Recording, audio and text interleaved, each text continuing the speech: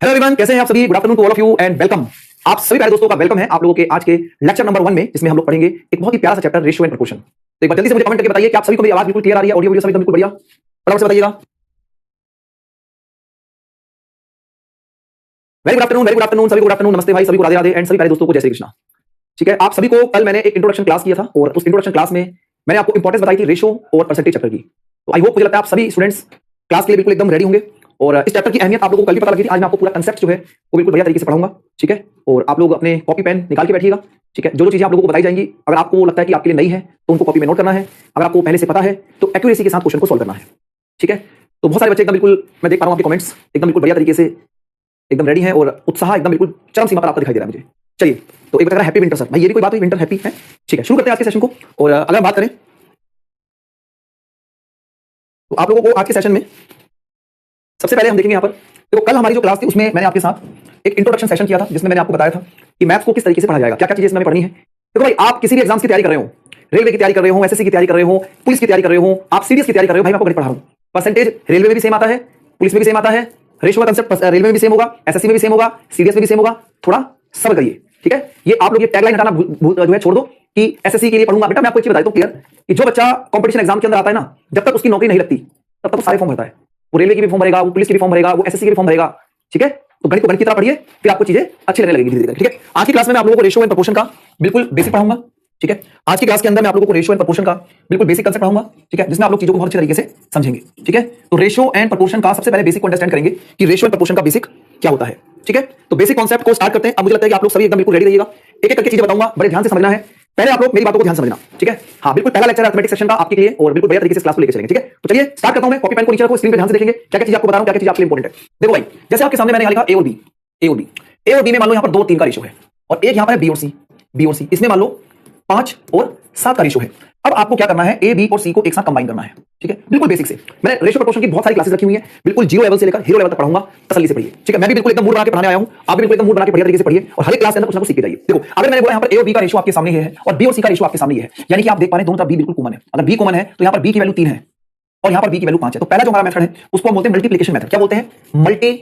Multiplication method, यानी कि यहां पर मल्टीप्लाई करके इनकी वैल्यू को कॉमन करते हैं। आपको दिख रहा है सर बी को अगर हमें कॉमन करना है, क्योंकि बी दोनों तरफ सेम है, बी जो है वो दोनों तरफ क्या है, कॉमन है। तो अगर मैं इसको 5 से गुणा कर दूं और इस पूरे रेशियो को मैं 3 से गुणा कर दूं, तो ऐसा करने से 5 गुणा में 2 10 और 5 गुणा में 3 15। इसको 3 से गुणा करेंगे तो 3 पंजे 15 और 7 गुणा में 3 21। तो ऐसा करने से हमारा जो टारगेट था बी को कॉमन करना था, मल्टीप्लाई करके हमने बी को सेव कर लिया। आपने देखा सर यहाँ पर ए का वैल्यू 10 हो गया, बी की वैल्यू दोनों तरफ 15 बन गई और सी की वैल्यू कितनी होगी 21। तो आप देख पा रहे हैं कि यहां से एबीसी का एक रिलेशन आपको दिखाई दे रहा है जो 10 15 और 21 का है। ठीक है, क्लियर है? पहला पॉइंट आई होप सभी को समझ में आया होगा। देखो कमेंट कम करो, पढ़ाई पे ज्यादा ध्यान रखो, आपको अच्छे तरीके से समझ में आएगा भाई। ठीक है, मैं थोड़ा सा क्लास में सीरियस होकर पढ़ाता हूं और आप लोगों को जहां पर जरूरत होगी वहां पर तुम्हारा मूड भी फ्रेश कर दिया जाएगा। हर एक तरीके से क्लास का भरपूर मात्रा में आपको फायदा मिलेगा। ठीक है ना? पैसा बिल्कुल पैसा वसूल क्लास रहेगी आपकी। अब दूसरा तरीका क्या है, जो हमारे पास सेकंड मेथड है, जो हमारे पास सेकंड मेथड है, सेकंड मेथड कहता है कि आपको जो रेशियो निकालना है उसको आप लिख लीजिए। सेकंड मेथड कहता है कि आपने एक रेशियो बना लिया जिसमें मैंने बोला कि एबीसी आपने ऐसे लिख लिया। अब आप ध्यान से देखिए भैया, ए और बी में कितना रेशियो है, 2 3 का। तो ए और बी में 2 3 का रेशियो, तो ए की वैल्यू 2 और बी की वैल्यू 3। तो आपको सी नहीं पता, आपने यहां पर देखा सेकंड मेथड क्या है। ठीक है, ए का रेशियो 2 है, बी का वैल्यू 3 है, तो 2:3 आ गया। सी आपको नहीं पता, जो नहीं पता उसको खाली छोड़ दो। ठीक है ना? अब देखो बी और सी में कितना रेशियो है, 5:7 का, यानी कि बी की वैल्यू 5 है और सी की वैल्यू 7 है। तो बी और सी में 5 और 7 का रेशियो है, बी और सी में क्या है, 5 और 7 का रेशियो। तो हमारे पास ए नहीं पता। अब जो हमें नहीं पता है उसकी जगह हम क्या करेंगे, उसके बगल वाले नंबर से उसको भर देंगे। जैसे इसको मैंने भरा 3 से और इसको मैं भरूंगा 5 से, तो बगल वाले नंबर से उसको क्या कर देना, फिल कर देना है। इसको बोलते हैं फिलर मेथड। मैंने अपनी तरफ से नाम दिया हुआ है, ऐसा कुछ नहीं है कि इसको फिलर मेथड बोलते हैं, अलग अलग तरीके से लोग अलग अलग नाम इसको बोलते हैं। तो हम क्या करेंगे सर, इन दोनों को आपस में गुणा करेंगे। 5 गुणा में 2 10, 3 गुणा में 5 15 और 7 गुणा में 3 21। तो आप लोग देख पा रहे हैं कि मल्टीप्लिकेशन मेथड से भी आपका आंसर सेम है और फिलर मेथड से भी आपका आंसर सेम है। तो ये दोनों ही मेथड आप लोगों को ध्यान रखने हैं। ऐसा नहीं है कि ये वाला मेथड ज्यादा अच्छा है और ये वाला मेथड खराब है, या फिर ये वाला ज्यादा मेथड अच्छा है और ये वाला खराब है, ऐसा नहीं है। दोनों की अपनी अलग एक इंपॉर्टेंस है, दोनों ही मेथड आप लोगों को ध्यान रखने हैं। आई होप आप लोगों को पहला पॉइंट समझ में आया होगा मैंने आपको क्या समझाया। पढ़ाई पे ध्यान रखिए, कमेंट कम करिए। ठीक है, हर एक व्यक्ति अपने अपने घर में बैठा हुआ है, अपनी अपनी लोकेशन से वो क्लास ले रहा है, तो आपको एक दूसरे से कोई मतलब नहीं होना चाहिए। यहाँ पर कोई किसी का भाई नहीं है, कोई किसी का बहन नहीं है, कोई किसी का दोस्त नहीं है। हर एक व्यक्ति अपने अपने कंपटीशन एग्जाम को फाइट करने के लिए यहाँ पढ़ रहा है। इस चीज से पढ़िए। ठीक है, आपस में बात करने की जरूरत नहीं है। पहला पॉइंट समझ में आ गया। आइए एक एग्जांपल देता हूं। मैंने यहां पर बोला कि ए और बी का रेशियो 7 और 3 का था और बी और सी का रेशियो 5 और 4 का था। बताइए भाई, ए बी और सी में क्या रेशियो है, निकालिए फटाफट से, कमेंट करके निकालिए फटाफट से। एबीसी के बीच में क्या रेशियो है, फटाफट से बताइए। चलो जल्दी से बताइए, एबीसी के बीच में क्या रेशियो बनेगा, जल्दी से बताएंगे।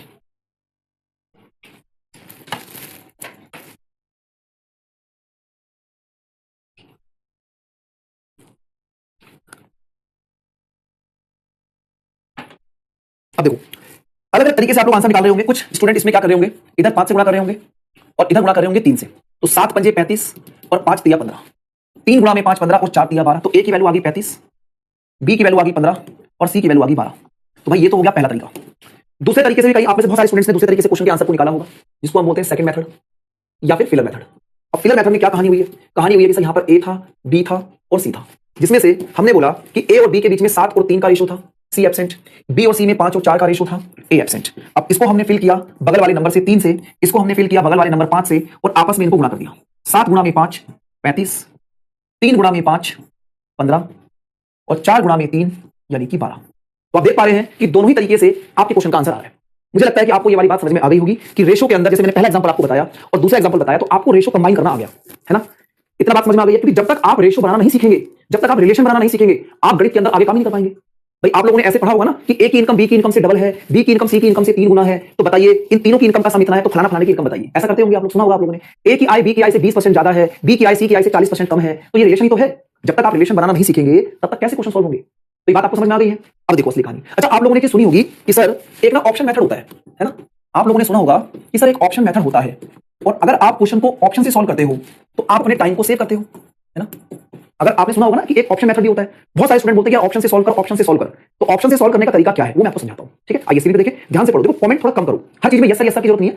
मैं जो बात बोल रहा हूं आपके दिमाग तक पहुंचनी चाहिए बस, ठीक है। देखो जैसे मैंने आपको बोला, मेरी बात को ध्यान से समझना। देखो दोस्तों, आप मुझे बताइए ए और बी में क्या रेशो था? 2 और 3 का। ए और बी में 2 और 3 का रेशो था, ये बेसिक रेशो है। बी और सी में क्या रेशो है? 5 और 7 का। तो आपने इस क्वेश्चन में देखा था कि ए और बी में 2 और 3 का रेशो था और बी और सी में 5 और 7 का रेशो था। आपने क्या करा कि यहां पर एबीसी को कंबाइन करके रख लिया, जिससे कि ए 10 हो गया, बी 15 हो गया और सी 21 हो गया। लेकिन आप मुझे चीज बताना, अगर मैं ए और बी और सी को जो अलग अलग वैल्यू थी उनको अगर मैं एक साथ कंबाइन करता हूं, तो जो उनका बेसिक रेशो है, जो उनका बेसिक रेशो है, जैसे 10 और 15 को आप सॉल्व करेंगे तो 5 से काटोगे, 5 दूनी 10 और 5 तिया 15। क्या 2 3 का रेशो अभी तक मेंटेन है? आप बोलेंगे जी सर। आपको दिखा सर 10 और 15 में अभी भी जो रेशो है ना, बेसिक रेशो, वो 2 3 का है। कि 2 3 का रेशो तो मेंटेन रहेगा हमेशा, ये थोड़ा चेंज होगा। ये तो नंबर 10 15 और 21 इसलिए बन रहा है क्योंकि हम एबीसी को एक साथ लिख रहे हैं। अब इधर देखो, अगर आप 15 और 21 का रेशो बनाएंगे तो 3 से काटोगे, 3 से 3 पंजे 15 और 3 सत्ते 21, तो आपको 15 और 21 में 5 और 7 का बेसिक रेशो मेंटेन होता हुआ दिखाई दे रहा है। यानी कि ये जो रेशो है ये कभी भी चेंज नहीं हो सकता। आप अगले एग्जांपल में देख सकते हैं, अगर ए और बी में 7 और 3 का रेशो था, तो 35 और 15 में अगर आप इसको 5 से भाग करोगे तो 5 सत्ते 35 और 5 तिया 15। आपको दिखाई दे रहा है कि 7 और 3 का रेशो है। आप इधर भी देख सकते हैं, बी और सी में 5 और 4 का रेशो है। अगर आप इसको 3 से काटेंगे तो 3 पंजे 15 और 3 चौक 12। क्या इतनी बात आप सभी को समझ में आ रही है? बोलो। इसका मतलब ये हो गया कि सर ऑप्शन मेथड क्या होता है? ऑप्शन मेथड ये कहता है कि basic ratio always same. Basic ratio जो होता है वो ऑलवेज सेम होता है, बेसिक रेशो कभी चेंज हो ही नहीं सकता। और अगर आप इस बात को समझ पा रहे हैं कि बेसिक रेशो कभी भी चेंज नहीं होगा, अगर आप इस बात को समझ पा रहे हैं कि बेसिक रेशो कभी भी सेम नहीं होगा, तो अब मैं आपके सामने रेशो के जो टाइप्स हैं वो मैं क्वेश्चन आपके सामने रखने वाला हूं। ऑप्शन के साथ आपको मिलेंगे, आपको मजा आएगा, ठीक है भाई। तो आइए क्वेश्चन नंबर फर्स्ट को रखते हैं और एक बार देखते हैं कितने बच्चे हमें क्वेश्चन के आंसर को सही बताएंगे। करो भाई, this is the question number first. पहला क्वेश्चन आपके सामने है जिसमें आप देख पा रहे हैं ए और बी का रेशो, बी और सी का रेशो, ए बी सी का रेशो बताइए। ए बी और सी का रेशो बताइए। चलो निकालिए, फटाफट बताइए क्या आंसर बनेगा।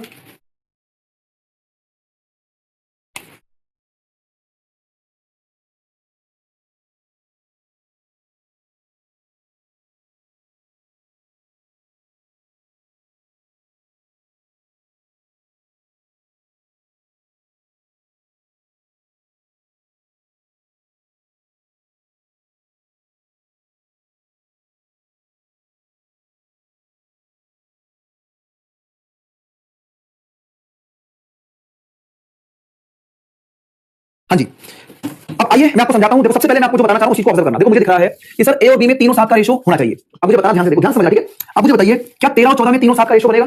क्या 13 और 14 में 3 और 7 का रेशो बनेगा? नहीं बनेगा, मतलब ये आंसर नहीं हो सकता। क्या सर 12 और 13 में 3 और 7 का रेशो बनेगा? क्योंकि ए और बी का रेशो 3 और 7 मेंटेन रहेगा, तो ये भी आंसर नहीं हो सकता। अब सर या तो मेरा आंसर 6 और 14, क्योंकि 6 और 14 में अगर 2 से काटोगे तो 2 तिया 6 और 2 सत्ते 14, यहां भी 3 और 7 का रेशो, यहां भी 3 और 7 का रेशो है, ठीक है। अब देखो सर बी और सी में कितना अनुपात है? 2 और 5 का। तो अगर 2 और 5 का अनुपात है तो क्या 14 और 15 में 2 अनुपात 5 बन सकता है क्या? मतलब ये ऑप्शन मेथड है, आप बिना पेन चलाए ऑब्जर्व कर सकते हो कि सर 14 और 15 में कभी भी 2 और 5 का रेशो नहीं बनेगा। ये भी आंसर नहीं है, तो करेक्ट आंसर बी ही तो है। आप देख पा रहे हैं ना कि 3 और 7 का रेशो, 14 और 35 में 7 दूनी 14 और 7 पंजे 35, ये देखो 2 और 5 का रेशो है। हम इंप्रेशन देके बताओ मजा आया कि नहीं आया? बोलो भाई। अब सॉल्व कैसे करना है? सॉल्व ऐसे करना है कि सर ए में 3, बी में 7, सी एब्सेंट, बी में 2, सी में 5, ए एब्सेंट। इसको फिल किया 7 से, इसको फिल किया 2 से, मल्टीप्लाई करेंगे 3 गुणा में 2 6, 7 गुणा में 2 14 और 7 गुणा में 5 35। This is the correct answer, ठीक है। तो सॉल्व करना भी हमें आना चाहिए। देखो जैसा क्वेश्चन वैसा आंसर, जैसा क्वेश्चन वैसा आंसर, है ना। हमने इसको सॉल्व करके भी दिखाया और आपको मैंने ऑप्शन से भी एलिमिनेट करके बता दिया कि इन दोनों में रेशो जो है वो आपका मेंटेन होता दिखाई दे रहा है। तो आपका करेक्ट आंसर जो है वो ऑप्शन नंबर बी था। ठीक है बेटा, तुम चिंता मत करो। किसी बच्चे को तो ऐसा लग रहा होगा ना कि बहुत ही बेसिक पढ़ा रहे हैं, तो तुम चिंता मत करो, अभी क्लास जैसे आगे बढ़ेगी आपको समझ में आ जाएगा। अगला क्वेश्चन बताइए, नेक्स्ट आंसर बताइए, शाबाश।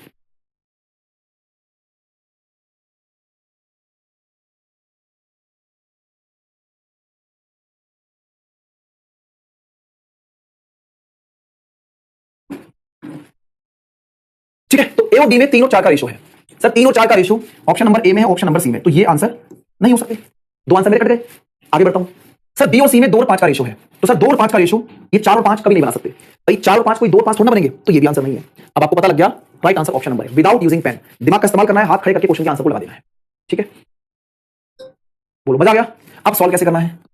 तो सर मैंने यहां पर देखा कि अगर मैं एबीसी का रेशो बनाता हूं, अगर मैं एबीसी का रेशो बनाता हूं, मैंने कहा ना कि फिलर मेथड भी मस्त होता है, मल्टीप्लिकेशन मेथड भी मस्त होता है। मल्टीप्लाई वाला मेथड भी आपको काम आएगा, फिलर मेथड भी आपको काम आएगा। आपने यहां देखा सर बी की वैल्यू यहां कितनी है 4 और यहां बी की वैल्यू कितनी है 2, तो मैं इसको 2 से गुणा कर दूंगा। 2 से गुणा करके ये 4 बन जाएगा और ये हो जाएगा 10। तो आपने बोला ए की वैल्यू कितनी आ गई 3, बी की वैल्यू दोनों तरफ आपने क्या बना दी 4 और सी की वैल्यू कितनी आ गई 10। बोलो भाई क्लियर है? आई होप आपको समझ में आ रहा होगा। ठीक है भाई, आगे बढ़ते हैं। अगला क्वेश्चन तेजी से करते जाइए। ठीक है, मैंने रेशो प्रोपोर्शन की कम से कम 5 से 6 क्लास रखी है, तो थोड़ा सब्र करिए। ऐसा ना हो कि तीसरी चौथी क्लास के अंदर तुम ये बोलोगे सर ये क्या लेवल है, ये ध्यान रखना। बताओ अगला क्वेश्चन क्या है। ए और बी का रेशो 4 और 5, बी और सी का रेशो 3 और 4, एबीसी का रेशो बताइए फटाफट से। बोलो।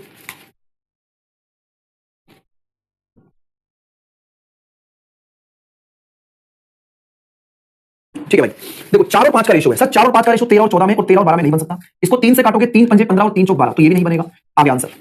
कई बार इतने आसान क्वेश्चन आएंगे कि एक ही ऑप्शन दिखाई देगा जिसमें आपको 4 और 5 का रेशो दिख रहा होगा, है ना भाई। 12 और 15 में 4 और 5 का रेशो, अगर इसको 3 से काटोगे तो 3 चौक 12 और 3 पंजे 15 दिख रहा है कि दिख रहा है? ठीक है, राइट आंसर भी है। अब देखो सॉल्व करेंगे, तो सॉल्व करने के लिए मुझे दिख रहा है कि अगर मैं इसको 3 से गुणा कर दूं और इसको 5 से गुणा कर दूं तो ये बनेगा 12 और 15, ये बनेगा 15 और 20। तो ए की वैल्यू 12 आ गई, बी की वैल्यू दोनों तरफ 15 बन गई और सी की वैल्यू बन गई 20। आप देख पा रहे हैं, right answer is option number D. छप जाएगा दिमाग में एकदम, है ना। क्लियर है? अब देखो भाई असली कहानी। सर जब ए से बी, बी से सी, सी से डी आएगा, कैसे करेंगे? सॉल्व करिए फटाफट से। अब मैं 4 वेरिएबल यहां पर लेके आ गया हूं, बताओ। पिछले क्वेश्चन में सी की वैल्यू 20 आई, यहां तो 20 लिखा तो है। चलो बताओ, बताइए।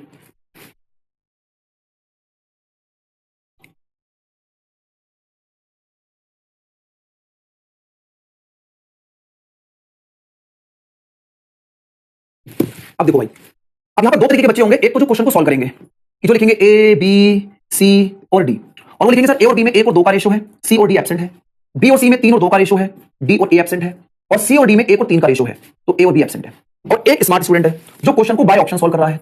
जब तक आप यहां पर एबीसीडी लिखेंगे और इनकी वैल्यूज को यहां लिखेंगे, तब तक तो आंसर बाहर है, तब तक तो क्वेश्चन का आंसर बाहर आ जाएगा। जैसे आपको दिख रहा है सर ए और बी में 1 और 2 का रेशो, मतलब डबल का रेशो है, तो सर डबल कहां पर है? डबल एक तो इधर है और एक यहां है, मतलब ये आंसर हो ही नहीं सकते। 2 आंसर कट गए।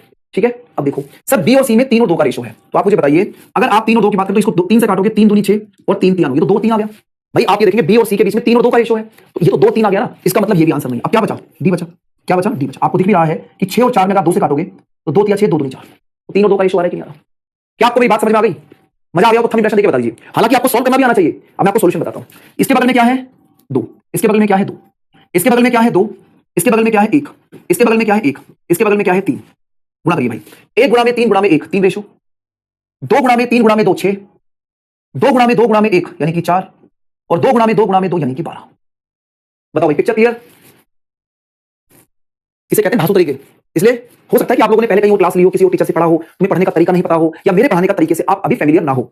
1 2 क्लास लगेंगी, सेट हो जाओगे अपने आप, आपको पता लग जाएगा कि हाँ भाई ठीक है ऐसे पढ़ना है, ये भाई ये जो टीचर है ऐसे पढ़ाता है। ठीक है, क्लियर है? आगे बढ़ाइए, अगला क्वेश्चन बताइए तेजी से। अब ए और बी का रेशो, बी और सी, आपको ए और सी बताना है, बताइए फटाफट से करो।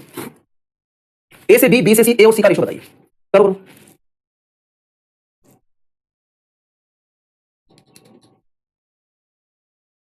अब यहां पर आप देखेंगे कि जब आपको ए से सी का रेशो निकालना है, तो आपको जब ए से सी का रेशो निकालना है तो आपको एबीसी को पहले एक साथ लिखना होगा। तो यहां पर बी की वैल्यू कितनी है 4 और यहां पर बी की वैल्यू कितनी है 8, तो इसको 2 से गुणा कर दीजिए। इसको 2 से गुणा करेंगे 6 और 8 हो जाएगा, तो ए की वैल्यू 6, बी की वैल्यू 8 और सी की वैल्यू 9 आ गई, क्योंकि हमें यहां बी को सेम करना था। तो मल्टीप्लिकेशन मेथड ज्यादा बढ़िया लगा यहां पर भाई। ये 4 है और ये 8 है, तो 4 को 8 बनाने के लिए 2 से गुणा करेंगे। अब ए और सी उठा लीजिए, तो ए और सी उठा लिया, ए की वैल्यू 6 और सी की वैल्यू 9, 3 से काट दो, 3 दूनी 6 और 3 3 9, डी ऑप्शन। ठीक है, तो जब तक हमें रिलेशन बनाना नहीं आएगा तब तक हम ए और सी निकाल ही नहीं पाएंगे। तो ऐसा नहीं है कि सारे क्वेश्चन ऑप्शन से होंगे, ऐसा नहीं होता। आपको क्वेश्चन की रिक्वायरमेंट समझनी है कि क्वेश्चन में क्या चीज की इंपॉर्टेंस है, ठीक है। तो रिक्वायरमेंट के हिसाब से काम करना है। अगला क्वेश्चन बताइए मुझे से, ए के साथ बी, बी के साथ सी, सी के साथ डी, एबीसीडी में रिलेशन बताइए, इनसे कौन सा आंसर बनेगा? करो।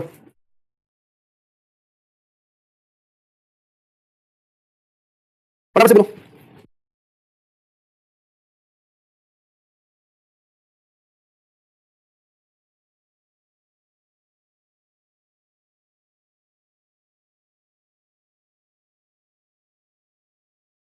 अब देखो सर, ए और बी में 1 और 2 का रेशो, यानी डबल का रेशो है। तो कई बार तो इतने गिफ्टेड क्वेश्चन पेपर में मिलेंगे कि एक ही ऑप्शन दिखेगा जहां पर डबल का रेशो 15 और 30 में, बस यही आंसर है। ना तो यहां पर डबल बनेगा, ना 14 और 16 में बनेगा, ना 48 और 40 में बनेगा, ठीक है। ये सारे क्वेश्चन पेपर में आए हुए हैं, एक भी क्वेश्चन ऐसा नहीं है कि मैंने खुद से बनाए हैं, ये सब पेपर में आए हुए क्वेश्चन है आपके। अब आप देखें कि अगर आप इसको सॉल्व करते हैं, अगर आप इसको सॉल्व करते हैं,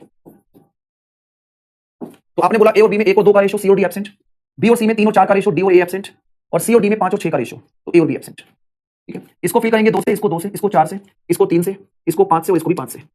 मल्टीप्लाई करेंगे तो ये बनेगा 15, मल्टीप्लाई करेंगे तो ये बनेगा 30, मल्टीप्लाई करेंगे तो ये बनेगा 40, और मल्टीप्लाई करेंगे तो ये बनेगा 48। आई होप आप सभी को पॉइंट समझ में आ रहे होंगे, ठीक है। तो सीजीएल में आया था क्वेश्चन बिल्कुल आते हैं भाई। अभी आपको मैं बताऊंगा, जब आप प्रीवियस ईयर के क्वेश्चन को सॉल्व करेंगे, बुक्स की प्रैक्टिस करेंगे, तो सारी चीजें आपको पता लगेगी। एक बच्चा अगर सीजीएल में नहीं आया होगा, बेटा आया हुआ है, अभी क्या है ना, लैक ऑफ नॉलेज है। अभी आप लोग बिल्कुल नए हैं, वो कहते हैं ना फैक्ट्री से निकले, अभी नए नए कच्चा प्रोडक्ट है, अभी आप पके नहीं है। तो आपको धीरे धीरे बताया जाएगा और आपको इस प्रूफ के साथ बताएंगे कि एग्जाम में आया हुआ है कि नहीं आया हुआ है। तसल्ली से काम करिए, ठीक है। चलो अगला क्वेश्चन देखते हैं। अब चीजें आसान लग रही है तो आप सोच रहे हो कि भाई पेपर में आया नहीं हुआ है, अब ये बताइए। चलो अगला क्वेश्चन बताइए, क्या आंसर बनेगा?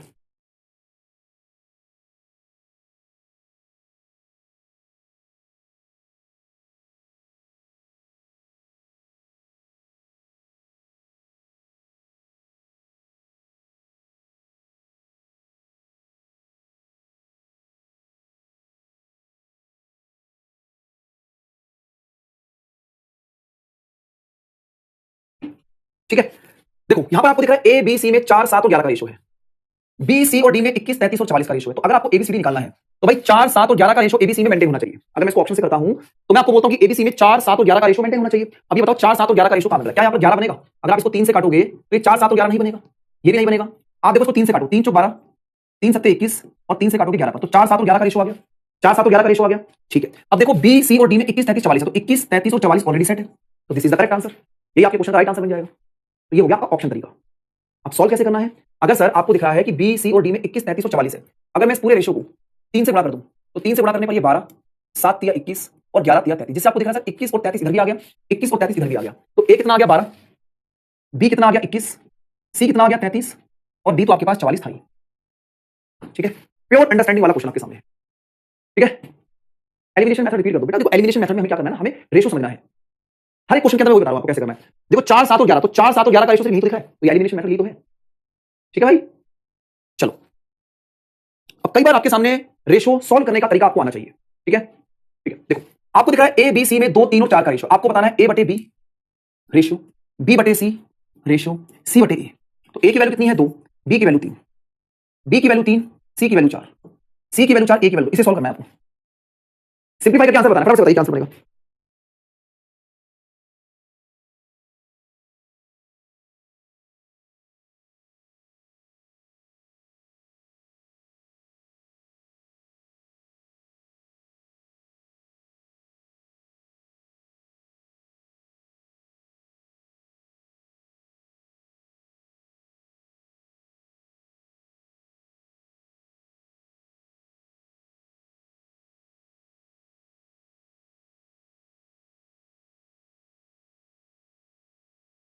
अब देखो भाई, जब भी ऐसा क्वेश्चन आपके सामने मिलेगा जिसमें एक value numerator and denominator part में है, यानी कि अंश और हर के भाग में है, तो आपको ऐसे क्वेश्चन में करना क्या है? आपको ऐसे क्वेश्चन में क्या करना है, आपको जो नीचे नंबर लिखे हुए ना 3, 4 और 2, जो नीचे नंबर लिखे हुए 3, 4 और 2, इनका आपको एलसीएम लेना है। एलसीएम का मतलब होता है लीस्ट कॉमन मल्टीपल, जिससे कि क्वेश्चन आप लोगों का मिनिमम कैलकुलेशन पे सॉल्व होगा। तो 3, 4 और 2 का एलसीएम क्या बनेगा? 12 बनेगा। ये 12 जो एलसीएम आया उसको आप हर जगह गुणा कर दीजिए। अगर आपने 12 से एक जगह गुणा किया है तो 12 से हर जगह गुणा करेंगे। तो ऐसा करने से 3 से काटोगे 4 पर, यानी कि 4 गुणा डबल 8, 4 दूनी कितना बन गया? 8 बन गया। 4 से काटोगे इसको कितने पर? 4 तिया 12, यानी 3 गुणा में 3 ये 9 आ गया। और इसको 2 से काटोगे 6 पर, 6 गुणा में 4 कितना बन गया? 24 बन गया। तो आपको दिखाई दे रहा है इस तरीके से आप क्वेश्चन के आंसर को निकाल सकते हैं। तो हमेशा जब भी आपके पास रेशो इस तरीके से आएंगे तो नीचे वाले नंबरों का एलसीएम लेके आप हर जगह गुणा करेंगे, रेशो आपका सिंपलीफाई हो जाएगा। रेशो क्या हो जाएगा? आपका सिंपलीफाई हो जाएगा, ठीक है। पॉइंट क्लियर है बेटा? अगला क्वेश्चन देखो। अब आपको दिख रहा है कि सर ए और बी में 1/2 और 3/8 का रेशो है, बी और सी में 1/3 और 5/9 का रेशो है, सी और डी में 5/6 और 3/4 का रेशो है। करो सॉल्व, फटाफट से उड़ाइए, करो भाई, करो करो।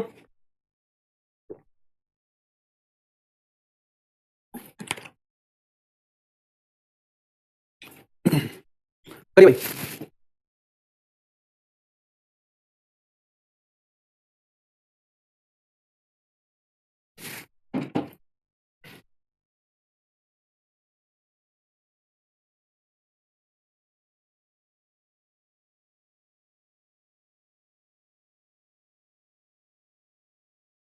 अब देखो, मैं आपको इस क्वेश्चन को सॉल्व करने का तरीका बताऊंगा, आपको मजा आ जाएगा, ध्यान से देखो।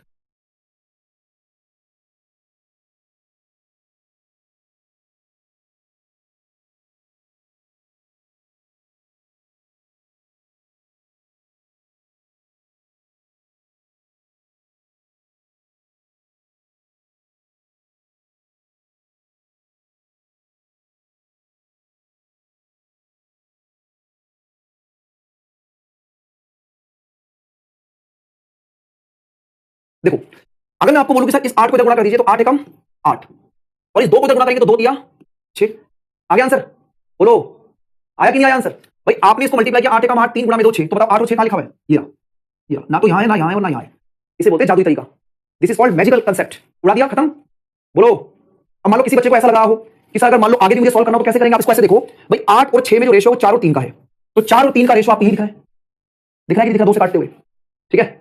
अब देखो, अगर आप आगे सॉल्व करते हैं, मान लो इसको मल्टीप्लाई किया, 9 एकम 9 और 3 पंजे 15, तो इसको 3 से काटोगे, 3 तिया 9, 3 पंजे 15, 3 और 5 का रेशो आ गया। अब देखो 6 और 10 को अगर आप 2 से काटोगे तो 2 तिया 6 और 2 पंजे 10। बताओ मजा आया कि नहीं आया? बटन प्रेस करके बताइए सभी बच्चे फटाफट से। बोलो भाई।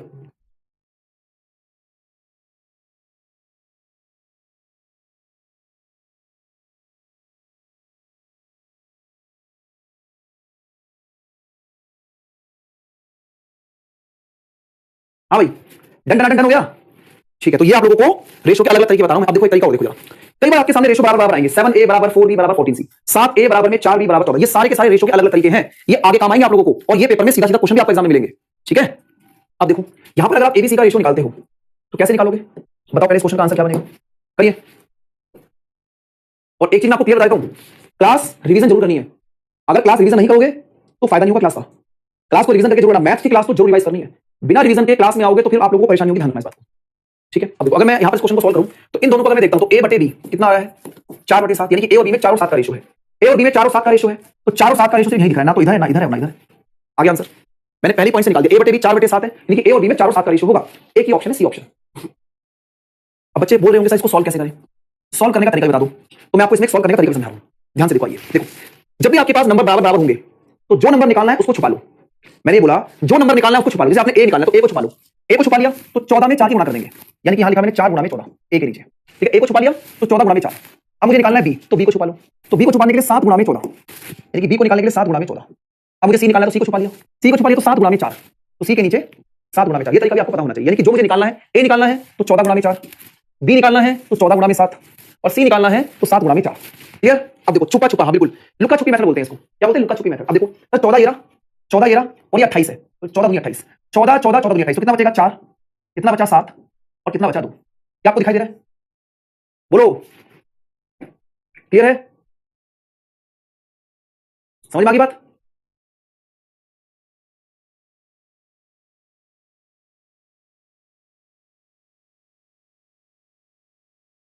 चलो एक काम करो, ये बताइए, 2x equal to 3y equal to 7z। बताओ x, y और z का रेशो क्या है? बताओ भाई, फटाफट से बताइए। अगर 2x बराबर 3y बराबर 7z है तो x, y और z का रेशो क्या बनेगा? बोलो। हाँ, बुक बताऊंगा मैं भी आपको रिवीजन के लिए, कहां से आपको किताब, कौन सी बुक से आप प्रैक्टिस कर सकते हैं, उसके लिए मैं आपको बताऊंगा। थोड़ा तसल्ली रखिए, अभी इसी क्लास में बताऊंगा। ठीक है, बिल्कुल बताइए इस क्वेश्चन का आंसर क्या बनेगा?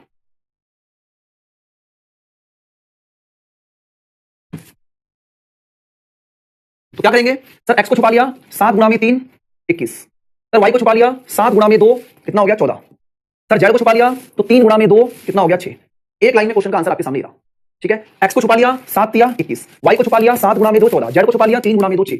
अगर मजा आ गया हो तो एक बार इंप्रेशन देके बताइए सभी स्टूडेंट्स। आज ये पहली क्लास थी जिसमें मैंने रेशो का बेसिक कंसेप्ट आपको क्लियर किया है। कल मैं रेशो के बेहतरीन लेवल के क्वेश्चंस भी आपको कवर कराऊंगा। तो धीरे धीरे करके हमें आगे बढ़ना है। अब आपको बताता हूं कि आप में से बहुत सारे बच्चे शायद ना जानते हो, आप में से बहुत सारे बच्चे शायद इस चीज को ना जानते हो कि हमारी मैथ्स की बुक ऑलरेडी मार्केट में अवेलेबल है। ठीक है, तो इस बुक में आप लोगों को क्या क्या मिलने वाला है ये मैं बताता हूं। जिस बच्चे को जरूरत है उसको बता रहा हूं, जिसको जरूरत नहीं है वो समझदार है।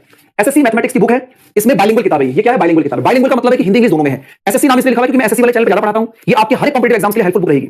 इसमें 6000 एमसीक्यू क्वेश्चंस के स्मार्ट सॉल्यूशन है, साथ में इसमें 20 मॉक टेस्ट भी है। हर एक मॉक टेस्ट में 25-25 क्वेश्चन है, और वो जो 500 क्वेश्चन बनेंगे आपके 20 मॉक टेस्ट के 25 क्वेश्चन के हिसाब से जो 500 क्वेश्चन बनेंगे उनके वीडियो सॉल्यूशंस भी आप लोगों को यहां पर मिलेंगे। तो इस बुक के अंदर वीडियो सॉल्यूशंस भी आपको मिलेंगे, स्कैनर कोड है, ठीक है। तो ये बुक आपके लिए अवेलेबल है, और इस बुक को आप लोग ले सकते हैं Amazon से, फ्लिपकार्ट से और पीडब्ल्यू स्टोर से। अगर आप इस बुक को सर्च करना चाहते हैं तो आप लिखना SSC mathematics 6000 book by Ravinder sir, PW. आप इस नाम से इसको सर्च कर लेना, ये बुक आपको मिल जाएगी। हाँ बिल्कुल भाई, इसमें पीछे बारकोड लगा हुआ है, उस बारकोड को मोबाइल से स्कैन करोगे, वीडियो स्टार्ट हो जाएगा चलना सॉल्यूशन के साथ। तो ये किताब आप लोग ले सकते हैं। इसमें जो भी क्वेश्चन है वो प्रीवियस ईयर के क्वेश्चन है। आप Amazon पे देख लेना, फ्लिपकार्ट पे देख लेना और पीडब्ल्यू स्टोर पे देख लेना। जहां पर मिनिमम प्राइस है, जहां पर कम से कम आपको पे करना पड़ रहा हो, वहां से आप इस बुक को ले लेना, आपके हेल्प रहेगी भाई, ठीक है। चलो आज के सेशन को यही रखते हैं। देखो अलग अलग प्लेटफॉर्म पे अलग अलग डिस्काउंट चल रहा होता है, तो आप लोग देख लेना। इतना तो तुम भूले होंगे कि तुम्हें Amazon, फ्लिपकार्ट और पीडब्ल्यू एप्लीकेशन का पता ही नहीं है, ठीक है। सर्च करने के लिए इस नाम से सर्च कर लेना, बुक आपको मिल जाएगी भाई, ठीक है। तो आज हम लोगों ने रेशियो का बेसिक कांसेप्ट जो है हम लोगों ने पढ़ा, ठीक है। आई होप आप लोगों को क्लास अच्छी लगी हो। बुक मैंने बता दी है, पढ़ा मैं आपको रेगुलर रहूंगा, ठीक है। बाकी क्लास की नोट्स भी आपको मिलेंगे, अब चॉइस आपकी है। अर्थमेटिक और एडवांस दोनों इसके अंदर बेटा, कंप्लीट मैथ्स की बुक है, कंप्लीट अर्थमेटिक भी और एडवांस भी है इसके अंदर, ठीक है। हां बिल्कुल कंप्लीट बुक है। चलिए all the best and thank you so much. कल आप लोगों से मुलाकात करते हैं। टेक केयर, बाय बाय, जय हिंद, धन्यवाद, थैंक यू सो मच।